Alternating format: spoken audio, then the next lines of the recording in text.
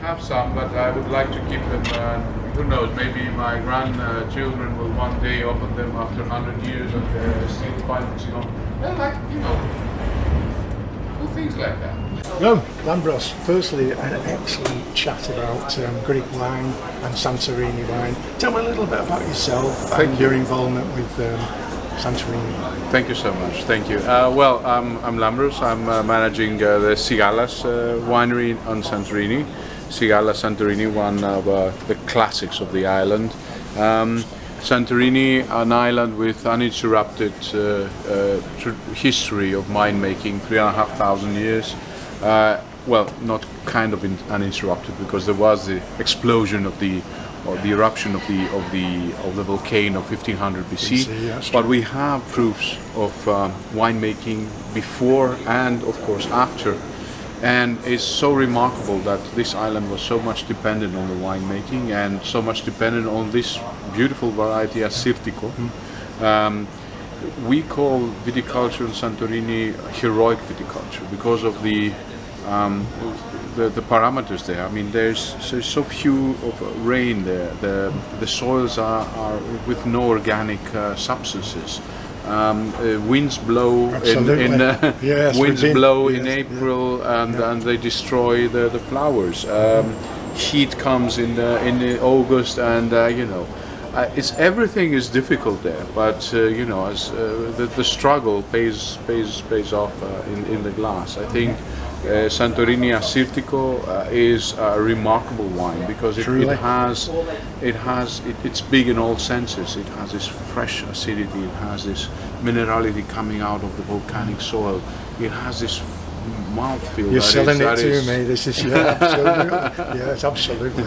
It is one of the ambassador wines of this new culture that comes out of Greece. I mean, we tend to say Greece, a fascinating history of winemaking, but very recent culture of really understanding the varieties, really working in the winery in a modern way, respecting the tradition in the vineyard, I would say, but then applying modern techniques in the winery to get the essence out of the Assyrtikos and the Xinomavros and all these varieties that are now more and more popular. Oh, we're standing under a grapevine.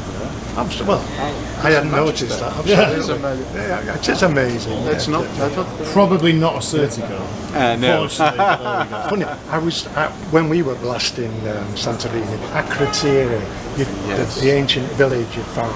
I wonder what the history they've found there. I haven't read it yet, but I mean, I wonder if they found history of wine within Akrotiri. Yes, they did, and that's the amazing part. What I was saying about that this 3,500 years of winemaking. Yeah. And well, I don't go as far as that, but I go in the recent times, even 200 years ago during the Greek Revolution, the Santorini island was contributing to the cause with wine. With wine? Yeah, that's what they had. They didn't have anything else to give or to sell. Yeah. So, and from the terroir definition, that includes the climate, the aspect, the soil. I think one thing that stands out in Santorini are the people.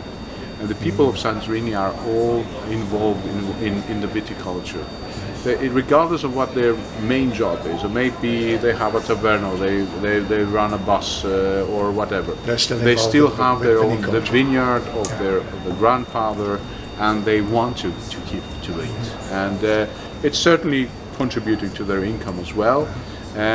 But the people of Santorini are very, very close to the vineyards, and this is remarkable also for Greece. Santorini being one of the biggest vineyards in Greece, around 800 hectares, one island from north to south full of vineyards. Of course we face challenges, and the challenges are tourism and of course land development, and of course climate change. But we do work against it. I mean, against climate change. We do try to be more innovative in the vineyard. So we have to match the knowledge that the tradition brings with scientific knowledge of our young agronomists, and apply measures in the vineyard, short and long term, that will counter this what we're now facing, which is very, very challenging. Every year less rain, every year more heat. every year, less and less yield. So Santorini is the place where you're looking for more yield. It's the only winemaking place on earth that you're doing that. And cost of land, of course, there. Cost of land is it's incredible, and the cost of grapes and the cost of the wine. You mentioned everything it's is gone up from €4 to €5 per. Well, yeah, we are now at €5 per kilo. I think we are reaching such champagne levels without the distribution and the let's say the name of champagne. But Santorini is blessed. Santorini has a good name. It is blessed. Yes. It is blessed. That was a comprehensive answer. Very good. You did mention earlier, I found it very interesting, about the quality of Greek wine and how it's moving forward. I've been going to Greece since the 70s, 1970s, when the beauty of your country overcome everything. The wine was average, and you could have a good evening with an average bottle of wine and beautiful food. The wine now is superb, because we now are big fans of Assyrtiko. We drink Assyrtiko in our living room, which if you go back to maybe 5-10 years ago, we wouldn't have thought of it. Yeah. Now we buy Greek wine because it's excellent. You see, 30 years ago maybe it all started with new people in the business, fresh education, new minds, new investments in the wineries, more companies popping up, and that it's we vibrant, are now. then is it yes, vibrant now? it's very vibrant. And then on the side of the consumption, Greek food becoming a bit more sophisticated, demanding a little bit of a better wine. Not too much. Not too much. No. I love the Greek food. It's amazing.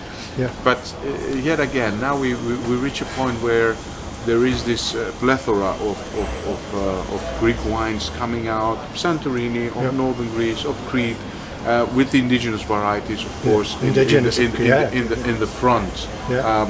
Because we have more than 300 indigenous varieties, 60 of them are propagated commercially.